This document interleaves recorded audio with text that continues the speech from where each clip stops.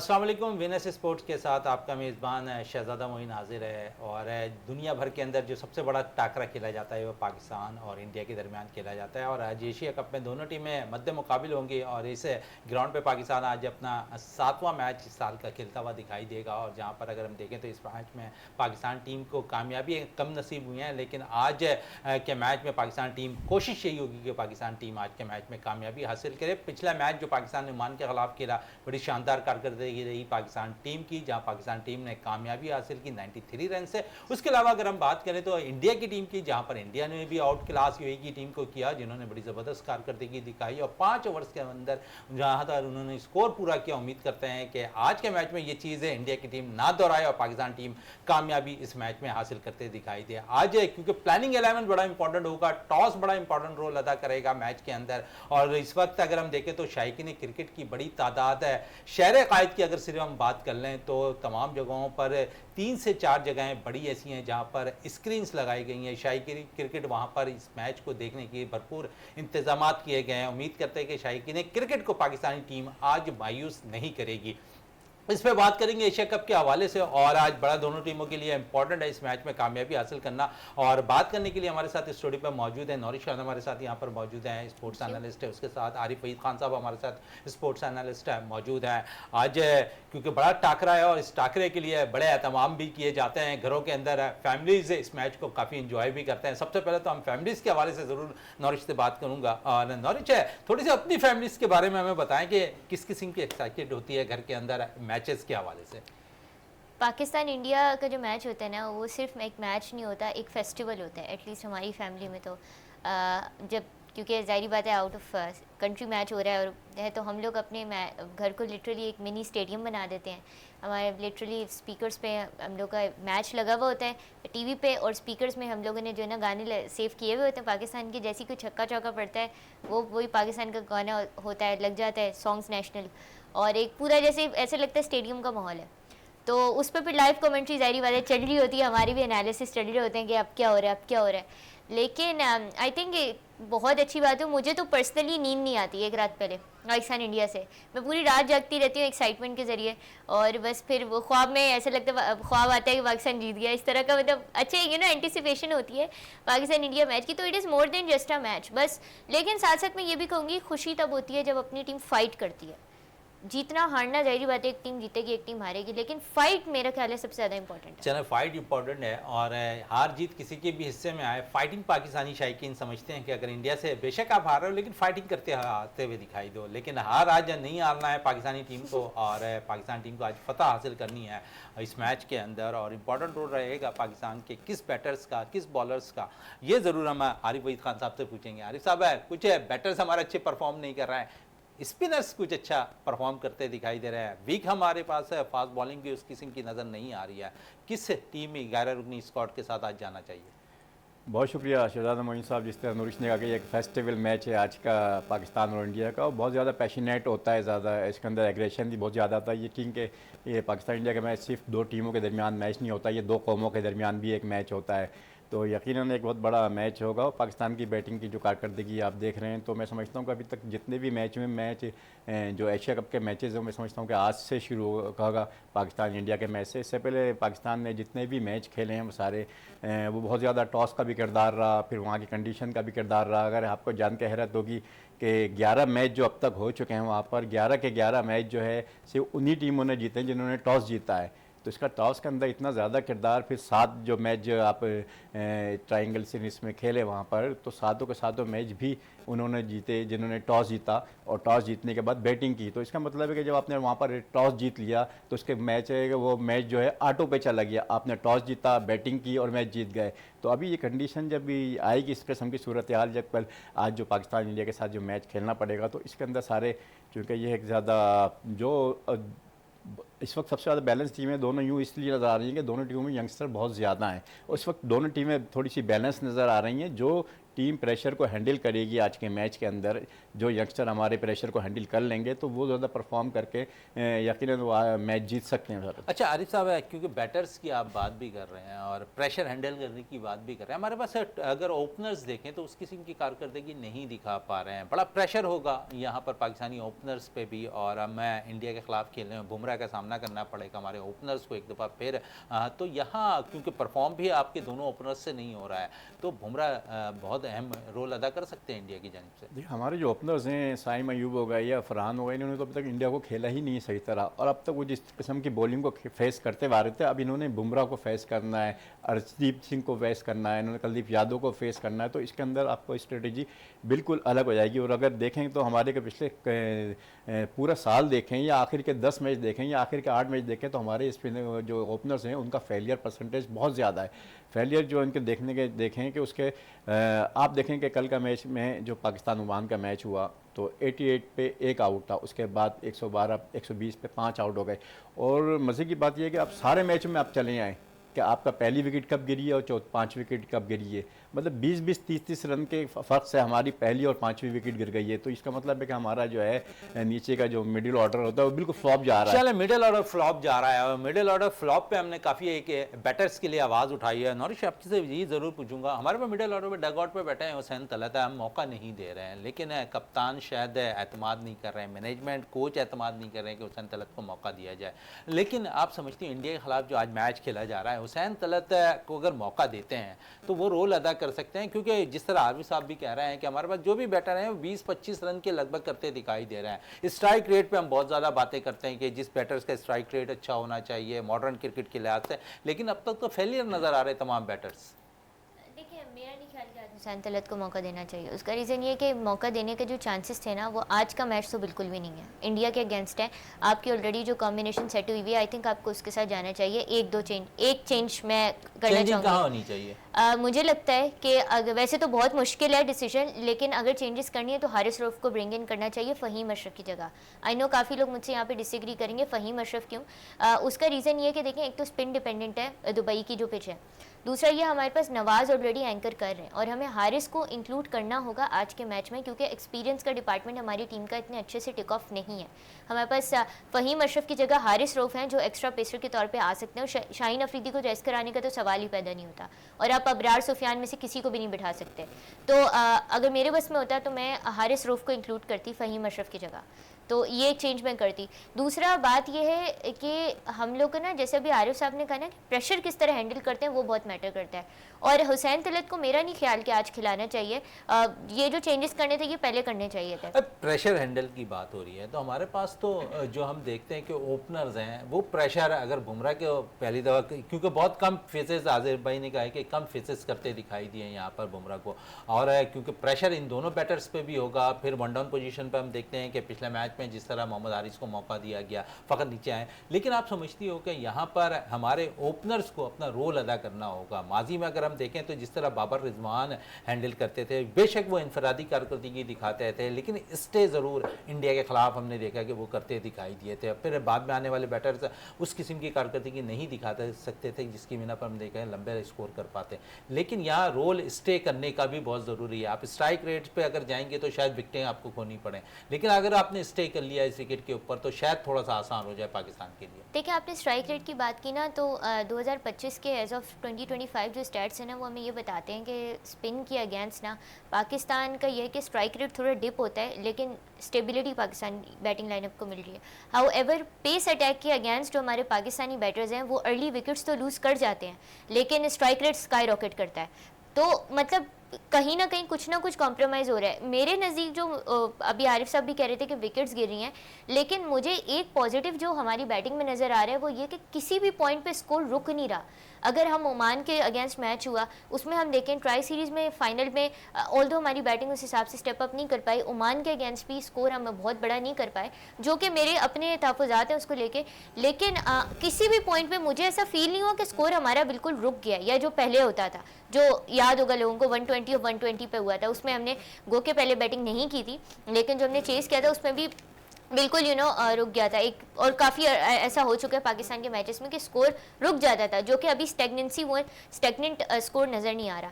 दूसरी बात ये कि मिडिल ऑर्डर क्राइसिस में ओपनर्स की यहाँ पे बात हो रही थी। ओपनर्स को साइम अयूब को अगर हम देख रहे हैं तो साइम अयूब जो है ना जल्दी में खेलने की कोशिश कर रहे हैं, वो मॉडर्न डे क्रिकेट को प्रॉपर समझ नहीं पा रहे। मॉडर्न डे क्रिकेट का मतलब है कि आप कंडीशंस के हिसाब से देखो, दुबई की पिच जो ओमान के अगेंस्ट मैच हुआ था, साइम का पहला मैच था वो सो फार अभी ट्राई नेशन सीरीज के बाद दुबई के पिच पे एशिया कप में। तो जब आप नई पिच पे जाते हो तो आपको कंडीशंस नहीं पता, मतलब ऑब्वियसली उस वक्त तो पता है बट आप पहले से नहीं खेले हुए ना, तो आप थोड़ा एक दो ओवर्स दो स्टेबल करने के लिए फिर आप करो। अब साइम क्या करें, सीधे बल्ले के साथ शॉट खेलने की कोशिश करें, जो जिसमें वो जो है ना फंस रहे हैं, जिसपे वो फंसते दिखाई दे रहे हैं। मैंने हुसैन तलत की आरिफ साहब बात की नॉरिच से, और क्योंकि हमें बुमराह का भी सामना करना है, फिर अच्छे स्पिनर्स, क्वालिटी स्पिनर्स है इंडिया के पास है। और हुसैन तलत के हवाले से मैं इसलिए कह रहा था कि आपके पास मिडिल ऑर्डर पर बैटिंग करने वाला स्पिनर्स को कोई अच्छा बैटर नहीं है। अगर हसन नवाज़ की बात करें, सलमान अली आगा की खुद मैं अगर बात करूं, वो भी इतने अच्छे स्पिनर्स को नहीं खेलते हैं। तो प्रॉब्लम तो हमें है कहीं ना कहीं, क्योंकि हमें फास्ट बॉलिंग के साथ साथ स्पिनर्स के भी अच्छे क्वालिटी स्पिनर्स का मुकाबला करना है। देखिए, लास्ट जो मैच हुआ था पाकिस्तान और ओमान का, ये एक प्रैक्टिस मैच था पाकिस्तान इंडिया के लिए, तो वो उन्होंने यकीनन जो है माइक हैसिन ने अपना कम्बिनेशन बनाया होगा, वो इंडियन मैच के लिए ही बनाया होगा और वही प्लेइंग लेंगे, तो इस वक्त कोई चेंजिंग की कोई गुंजाइश बनती नहीं है। हुसैन तलत थी, वही नॉरिश से बिल्कुल सही कहा कि उनको जब टाइम था तो उनको चेक करना चाहिए था, मगर उस वक्त, अब इस वक्त पाकिस्तान इंडिया के मैच में टाइम नहीं है। यहाँ एक आध चेंज बनती है, वो भी हम कहते हैं कि दो स्पेशलिस्ट स्पिनर के साथ जाइए, मगर वो भी अब इस मैच में ज़रूरी नहीं है। आपको कंडीशन देखना पड़ेगी, विकेट की कंडीशन देखना पड़ेगी, इंडियन टीम के स्ट्रेंथ देखना पड़ेगी। अब ये भी देखना पड़ेगा कि सामने वाली कौन सी टीम स्पिनर्स को ज़्यादा बेहतर खेली है, तो उसके हिसाब से तो मैं समझता हूँ कि जिन्होंने कहा कि हारिस रऊफ का इंडक्शन होना ये बिल्कुल सही है, मगर वो फ़हीम अशरफ की जगह नहीं बनती उनकी। उनमें शायद मुझे लगता है कि इन्होंने एक आध स्पिनर्स कम करेंगे ये उसको हारिस रऊफ का, क्योंकि हमको जाना पड़ेगा इंडिया के खिलाफ जो बिल्कुल आपके सॉलिड प्लेयर्स हैं, चाहे वो बैट्समैन हो या वो हो जिन्होंने क्रिकेट खेली हो, थोड़ा बहुत प्रेशर को हैंडल करते हैं, थोड़ा बहुत एक्सपीरियंस, अच्छी बॉलिंग करते रहे हैं, आप मौका दे सकते हैं हसन अली जी बिल्कुल करेंगे, मगर इस मैच के बाद सबको ही मौका मिलेगा यहाँ पर। इस मैच के बाद सारी चीज़ों को वो जब अपने करेंगे और आगे भी जब फाइनल तक जाएंगे मैच उसके बाद भी होंगे, मगर ये कि अब इसके अंदर मैच के अंदर कोई गुंजाइश नहीं है, बल्कि अब तो डिलीवर का टाइम है, अब तो इनको डिलीवर करना होगा। अभी सारे जितने भी तजर्बात हैं, सारी चीज़ें, और वो भी पिछले तजर्बात भी इतने चूँकि कमज़ोर रहे हैं। हम पाकिस्तान ओमान से जीत के हम खुश हो रहे हैं, हम यूएई के खिलाफ जीत के खिला रहे हैं, अफगानिस्तान से जीत के, हाँ हम इससे जीत के खुश हो रहे हैं। हाँ, अब ये पाकिस्तान और इंडिया का कोई, तो पाकिस्तान की स्ट्रेंथ पता लगी, पाकिस्तान की जो कोच हैं इनकी पॉलिसी जो अब समझ में आएगी हमारे को, क्योंकि पिछले दिनों से अगर देखें तो अगर मोहम्मद नवाज़ पे हम बहुत ज़्यादा तनकीद करते रहे, मगर उसकी जो तनकीद थी वो पिछले लास्ट ईयर की परफॉर्मेंस पे थी। इस साल अगर देखें मोहम्मद नवाज़ ने तो T20 इंटरनेशनल में इस साल जो सबसे ज़्यादा विकेट लेने वाले हैं हैदर अली हैं, जो यूएई के, जिन्होंने सबसे ज़्यादा की हैं, जिन्होंने 30 विकेटें ली हैं। उसके बाद जो है मोहम्मद नवाज़ हैं जिन्होंने हर 10 रन देकर 1 विकेट लिए। तो इसका मतलब है कि वो इतना मुसलसल खिला के कोच माइक हैसिन का उनके ऊपर जो है बहुत ज़्यादा एतमाद हो गया है। वो बॉल को एतमाद के साथ परफॉर्मेंस एंकर रोल दे रहे हैं वो नवाज़, आपको टीम को सपोर्ट कर रहे हैं। और जितने भी मिडिल ऑर्डर मैंने आपको मिसालें दी फ्लॉप हुआ, तो कहीं ना कहीं आके उन्होंने मोहम्मद नवाज़ ने अपना एंकर रोल अदा किया और टीम को स्टेबल किया, और उन काफ़ी रन्स भी उन्होंने बॉलिंग के साथ साथ वो रन्स भी कर रहे हैं। तो अगर पाकिस्तानी टीम की अगर सारे ही बैट्समैनों की अगर परफॉर्मेंस देखें, जितने भी ऊपर के 6 बैट्समैन, तो कहीं भी उनका एवरेज 15 या 17 से ज़्यादा नहीं है। सिर्फ एक फ़खर जमान है जिसका एवरेज थोड़ा सा फ़खर पे आऊँगा मैं, लेकिन मुझे इस वक्त ब्रेक के लिए भी कहा जा रहा है फ़खर जमान क्यों नहीं लंबी बारी खेल पा रहे हैं। इस पर ज़रूर मैं दोनों से इसके हवाले से एनालिसिस ज़रूर लूँगा कि क्या वजह है कि किस तरह फ़खर अपनी बारी लंबी नहीं खेल पा रहे, क्या वजूहत हैं, किस तरह वो खेलते दिखाई दे रहे हैं, इस पर बात रहेगी। लेकिन इस वक्त मुझे ब्रेक के लिए कहा जा रहा है, ब्रेक से वापस आते हैं तो गुफ्तगू को मज़ीद जारी रखें।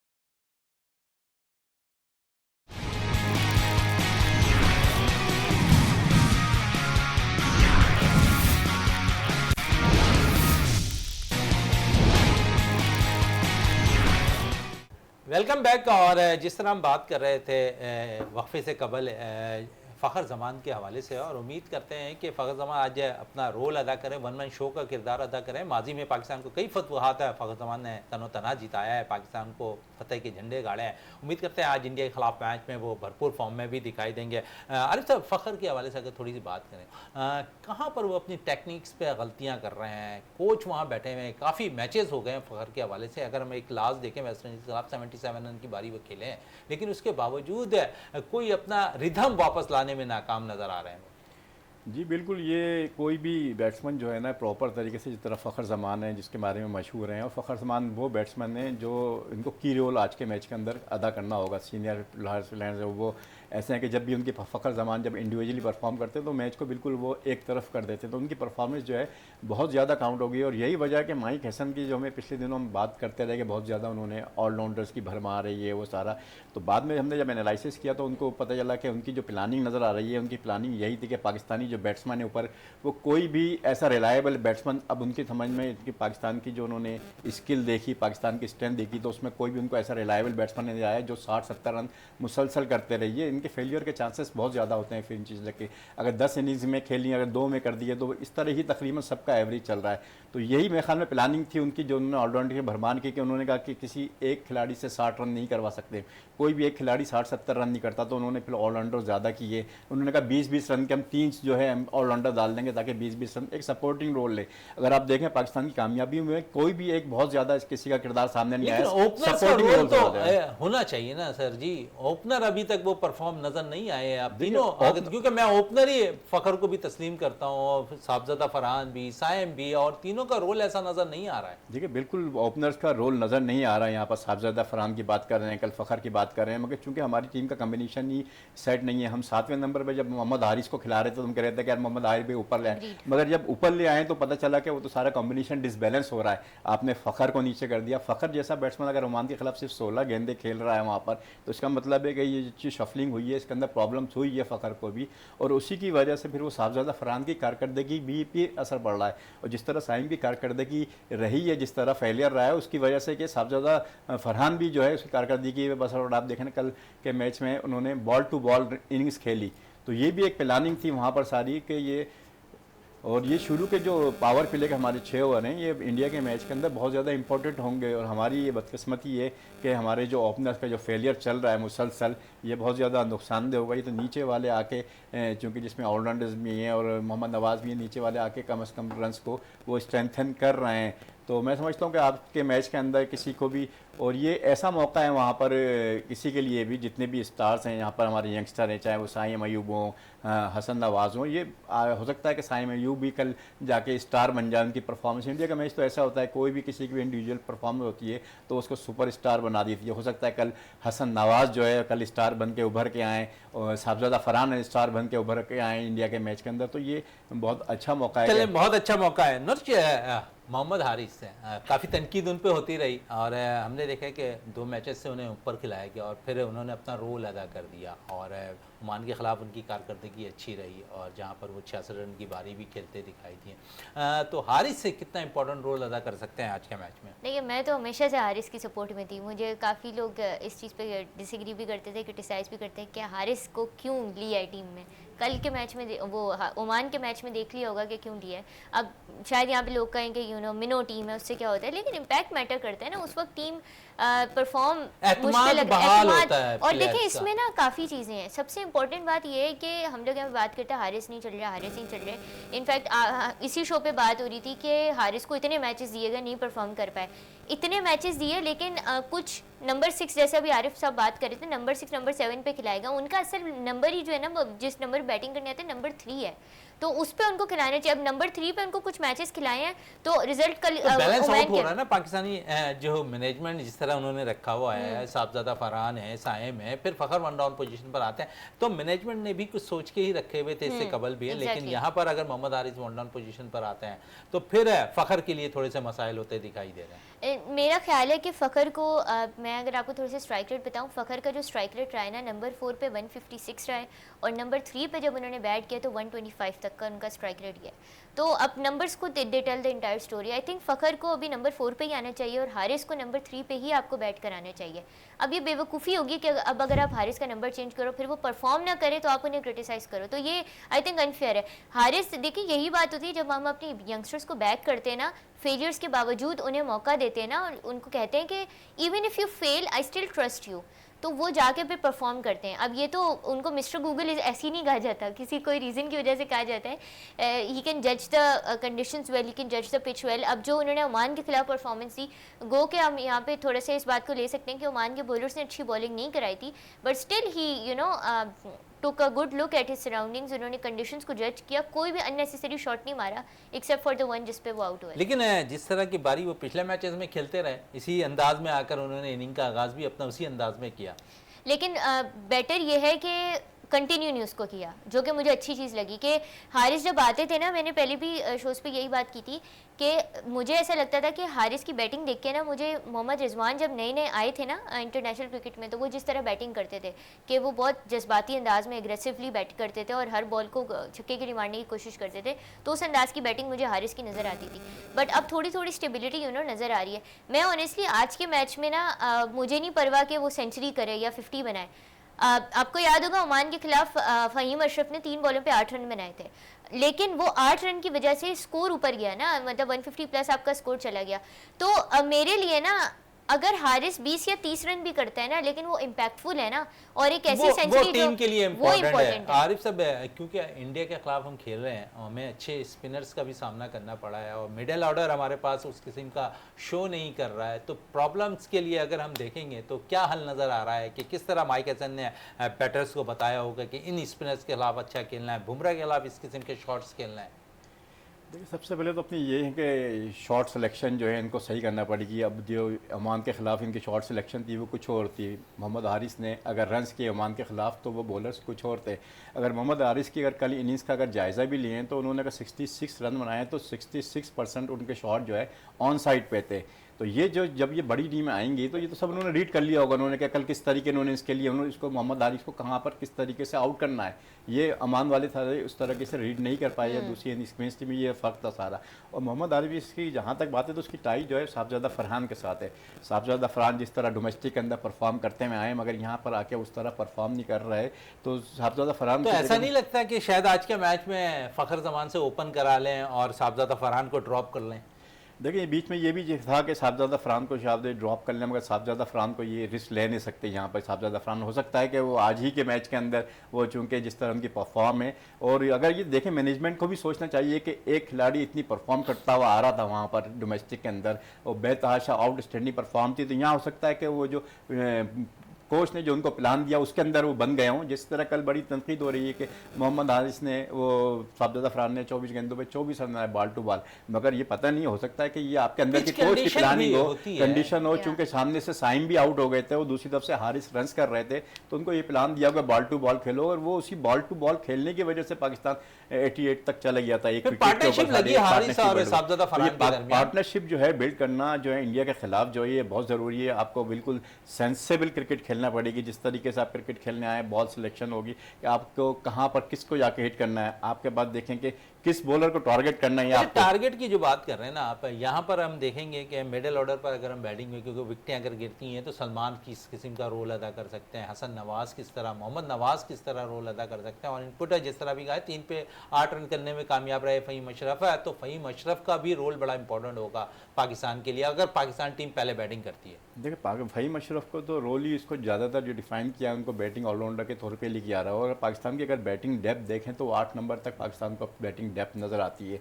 और ये जो माइक हैसन जो देखते हैं कि कहीं भी ये रुकते नहीं, अगर चाहे विकेट गिरो चाहे कुछ भी हो, मगर वो अपने जो है इसको कोशिश करते हैं कि उस रन रेट को कंट्रोल किया जाए, उसी रन रेट पे मज़ीद उसी तरीके से खेले जाएँ। तो अब ये देखें कि पिछले के 7 मैचों में पाकिस्तान ने तो 66 छक्के में लगाए, तो इसका मतलब कोई छक्कों को भी नहीं रोक रहे अपने। विकटें गिरती रहीं, उसके बाद विकटें बहुत ज़्यादा गो के पाकिस्तान ने इन मैचों में बहुत ज़्यादा गंवाई हैं, मगर उसके बावजूद भी उन्होंने 66 छक्के तकरीबन 9 छक्के उन्होंने हर मैच में लगाए पाकिस्तानी टीम में। तो इसका मतलब है कि इनका प्लान है कि उन्होंने छक्कों ही पे जाके रन करना है, मगर ये प्लानिंग दूसरी टीमों के खिलाफ थी। आज इंडिया के खिलाफ इनको प्लानिंग दूसरी दूसरी करना पड़ेगी कि बुमराह को किस तरह फेस करना है। क्या बुमराह को भी उसी तरह छक्के लगाएंगे ये कुलदीप है या अर्शदीप पे, तो इनको टारगेट मैं खास समझता हूँ कि अक्षर पटेल जो है इनकी टीम में एक जो थोड़ा सा कमजोर है इनके बॉलर के, तो ये एक टीम यहाँ तो अभी बैलेंस बड़ी इंडिया की टीम नजर आ रही है। पेपर में देख लें, फिर परफॉर्मेंस आप देख लें, कुछ परफॉर्मेंस क्योंकि पाकिस्तान के बैटर्स की नहीं है, इसलिए हमें थोड़ी सी प्रॉब्लम हो रही है नॉरिच से। और इस पर मैं जरूर पूछूंगा क्योंकि इंडिया की बॉलिंग लाइन बड़ी मजबूत है,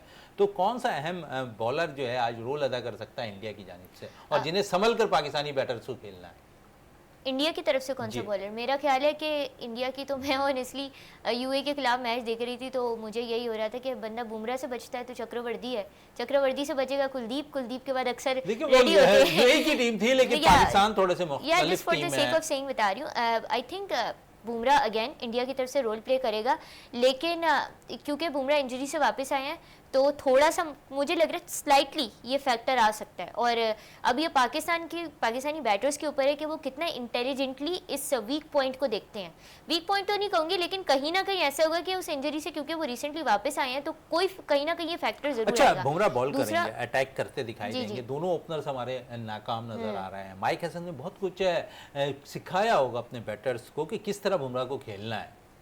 बात वही है कि अगर आप देखें बुमराह की सबसे जो स्ट्रेंथ है ना बुमराह की, उनकी इन स्विंग है, और वो क्या करते हैं, वो पिच को रीड करते हैं। अब यूए के खिलाफ उन्होंने क्या किया, एक एंड पे आपकी ग्रास थी पिच पे और एक एंड आपका ड्राई था, क्लियरली एक एंड से सीमर्स को हेल्प थी, और बुमराह ने उसी एंड पे सीमर्स को जिस मतलब हेल्प थी, उन्होंने पिच को रीड किया, हल्की सी पॉइंट 0.1 तो नहीं कहूँगी, 5% उनको पिच ने सपोर्ट किया, बाकी उनकी अपनी इन स्विंग और यॉर्कर्स। तो बुमराह के जो यॉर्कर्स है ना, उनको आपको वो खेलना, आप अगर वो उनकी परफेक्टली इन स्विंग डिलीवरी, आप उनको आउट ऑफ द पार्क नहीं हिट कर सकते। जैसे 2000 अभी जो यूएसए के खिलाफ मैच हुआ, सॉरी यूएसए में न्यूयॉर्क में जो मैच हुआ था 120 जो बड़ा मशहूर है, हार गए थे, रिजवान ने भी यही गलती की थी, out of the park hit करने की कोशिश की थी। जाहिर बात है एज लग के वो आउट ही होगा, वो छक्के के लिए थोड़ी जाएगी। दूसरा आई थिंक कि अभी जो है ना करंटली सबसे ज़्यादा खतरनाक बॉलर कुलदीप यादव है। मुझे वो जो है ना एक जायंट के तौर पे आज के मैच में सामने आने वाले मुझे लग रहा है। चलें, खतरात है कुलदीप से नज़र आ रहे हैं नॉरिश को, और पाकिस्तानी बैटर्स ने आज भरपूर वार करना है यहाँ पर तमाम ही इंडियन बॉलर्स पर। और मैच से कबल अगर हम यहाँ पर एनालिस्ट कर रहे हैं मैचेस के हवाले से, तो बहुत कुछ आज और भी बात रहेगी, लेकिन इस वक्त ब्रेक के लिए कहा जा रहा है, ब्रेक से वापस आते हैं तो गुफ्तगू को मज़ीद जारी रखते हैं।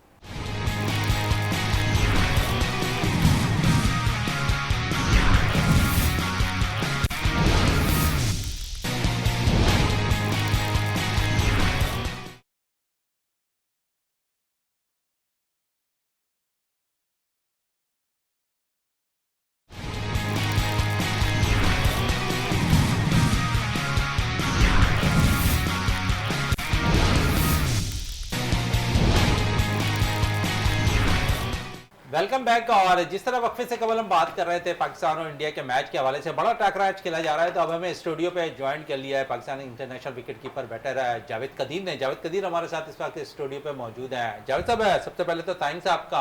और पाकिस्तान आज बड़ा मैच खेलने जा रहा है इंडिया के खिलाफ एशिया कप के अंदर, क्या प्लानिंग के साथ जाना चाहिए पाकिस्तान टीम को?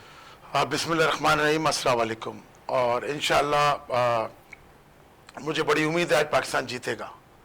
अच्छा, ये उम्मीद किस तरह आपको आई? क्योंकि पिछला मैच ओमान के खिलाफ हम जीतने में कामयाब रहे, कुछ गलतियां हमारे बैटर्स ने की, आज वो गलतियां ना दोहराएं तो आप समझते हैं कि मैच हम आसानी से मैंने इंशाल्लाह ज़बरदस्त आपको गुड न्यूज़ मिलेगी आज इंशाल्लाह, और इंशाल्लाह रन मैच जीतेंगे आप। अच्छा, आप विकेट कीपर के फ़राइज़ पाकिस्तान टीम की तरफ से देते रहे हैं। मोहम्मद आजिज़ ने पिछले मैच में बड़ी अच्छी कारकर्दगी दिखाई, 43 बॉलों पर 66 रन की बारी खेली। बहुत से फॉल उनके माजी में रहे जहां पर उन्होंने कुछ रन नहीं हुए थे, निचले नंबरों पर खिलाया जा रहा था।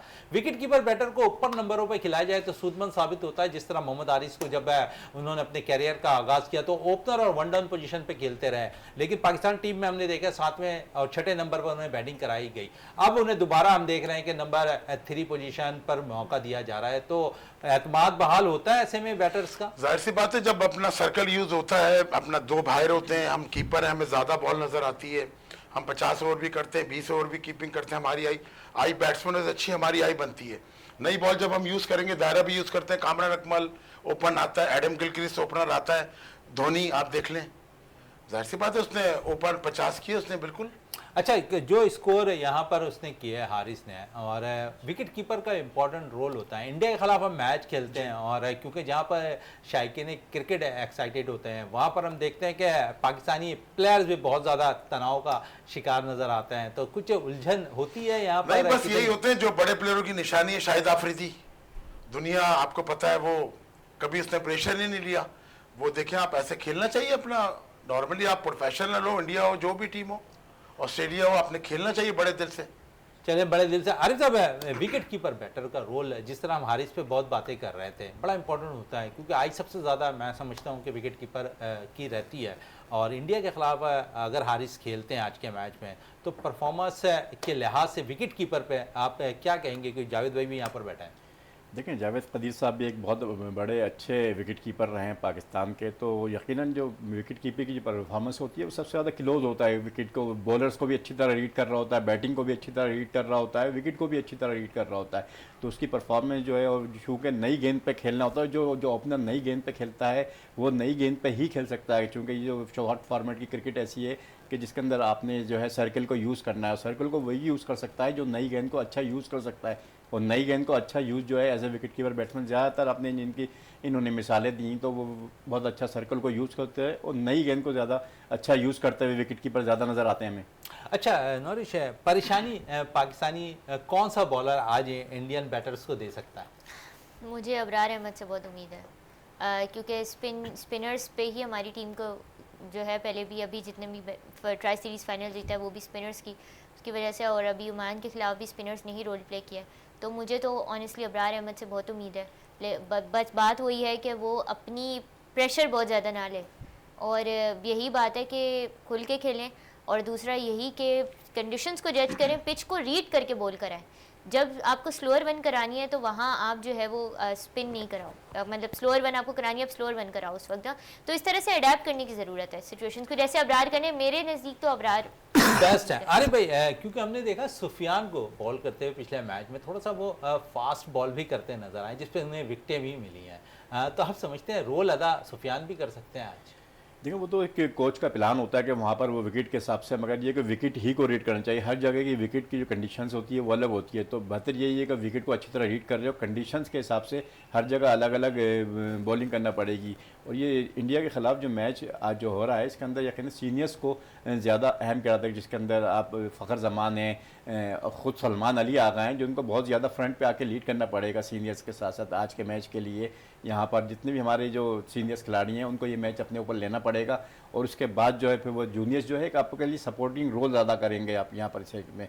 तो दोनों टीमें मैं समझता हूँ कि इस वक्त बैलेंस है नौजवान यंगस्टर के हिसाब से, और चूँकि हमारी तो ख्वाहिश यही है कि पाकिस्तानी टीम जो है मैच जीते, मगर चूँकि हम शायकीन क्रिकेट नहीं है, हम एज ए एक्सपर्ट एनालिस्ट हैं, तो ऑन पेपर देखें तो इस वक्त भी इंडिया की टीम पाकिस्तान से ज़्यादा मजबूत नज़र आ रही है। अच्छा, जैसे माजी में भी इंडिया पाकिस्तान के मैचेस होते रहे हैं, और हमेशा बड़ा जो दोनों टीमों के दरमियान जो टाकरा होता है वो शायकीन क्रिकेट बड़े महफूज होते हैं। आज भी शहर कायद के अंदर मुख्तलिफ जगहों पर स्क्रीन लगी है। क्रिकेटर्स के अंदर जब इंडिया पाकिस्तान का मैच होता है उस वक्त की आज जज्बात होते हैं ग्राउंड के अंदर? जी जी बिल्कुल। अभी दुबई में जब मैं खेला था 95 में, तो इंडिया पाकिस्तान का भी हमारा परसों मैच था, फाइनल हम हार गए थे श्रीलंका से, मगर बड़ा जहाँ जा रहे हैं शॉप पे जा रहे हैं शॉपिंग करने, तो जीतना है मैच, जहाँ जहाँ जा रहे हैं बस जीतना है मैच, इंडिया से मैच जीतना है, कुछ भी हो जाए। अच्छा, ग्राउंड के अंदर क्या तासुरात है? ये तो शायकीन की आपने बता दी है, और जब क्योंकि ग्राउंड के एक प्लान लेके जा रहे होते हैं, उस प्लान को किस तरह आप लोग रीड कर रहे होते हैं कोच के? यही करते हैं कि प्लान यही होता है, हमारी मीटिंग होती है कि 100% देना है, जो बेस्ट होगा वो हमने करना है पाकिस्तान के लिए। क्योंकि प्लान ए बी सी बन रहे होते हैं, तो अगर ए फेल हो रहा होता है बी पे अमल कराया जाता है। हाँ, जाहिर सी बात है, ए फेल हो गया तो बी पे हम लोग करते हैं, फिर सी भी है, प्लान करते हैं कोचेस। तकरीबन हमारी मीटिंग होती है आधे घंटे की, ऐसा भी होता है। और एक बात बोलना चाह रहा हूँ, जो आज पावर प्ले यूज करेगा 6 ओवर में, बहुत प्यारी बात, 6 ओवर में जो आज पावर प्ले यूज करेगा, कम से कम 6 ओवर में 70-75 रन जो बना लेगा वो ऊपर होगा। चले अरिवा, हाँ। तमाम टीमें टॉस जीतकर जो बैटिंग कर रही हैं, कामयाबी भी हासिल कर रही हैं वो टीमें, और इन्होंने कहा पावर प्ले में आज जो भी टीम है जो है उसका फ़ायदा उठा ले वो टीम कामयाब हो सकती है। लेकिन हमारे पास तो ओपनर भी रन नहीं कर रहा है, हमारे पास मिडिल ऑर्डर भी रन नहीं कर रहा, तो फिर हम किस तरह यूज़ करेंगे अपने पावर प्ले को और फिर मिडल्स के ओवर को? देखिए सबसे ज़्यादा हमारे लिए अच्छा है कि हमारा कप्तान जो है टॉस जीतने में अपना किरदार अदा कर रहा है, और यहाँ 11 के 11 मैचेस वो मैचेस हुए हैं जिस टीम ने टॉस जीता उसी टीम ने मैचेस जीते हैं सारा ये। तो ये टॉस भी बड़ा अहम किरदार अदा करेगा, और ये पावर प्ले T20 में जैसे जावेद फरीदी साहब ने कहा पावर प्ले जीतना बड़ा ही ज़रूरी होता है यहाँ पर।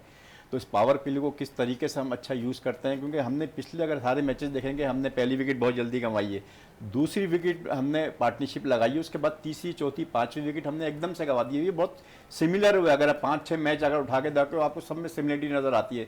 तो ये चौथी पांचवी जो छठी विकेट है जहाँ पर आके सलमान अली आगा भी उसके अंदर आते हैं, फिर उसके अंदर फ़खर जमान भी आ जाते हैं, तो इनको थोड़ा सा अपना स्टेबिलिटी दिखानी पड़ेगी, और यहीं पर ही मैच बनेगा। ये मिडिल ओवर्स जो है पावर प्ले ये तय करता है कि मैच किस सिम जा रहा है, मगर जो स्टेबिलिटी आती है वो मिडिल ओवर्स के अंदर आती है जहाँ पर मैच को बनाया जाता है। फिर आखिर में आके जो डेथ ओवर होता है उनके अंदर आपको मैच को फिनिश करना होता है, जहाँ पर आपको अच्छे मैच फिनिशर्स की ज़रूरत होती है कि आपको मैच फिनिश करके कौन देता है। तो तीनों फिनिशर पार्ट बड़े हमारे पास अब इंपॉर्टेंट रहे है। कहाँ हैं यहाँ पर आरिफ वहीद खान साहब?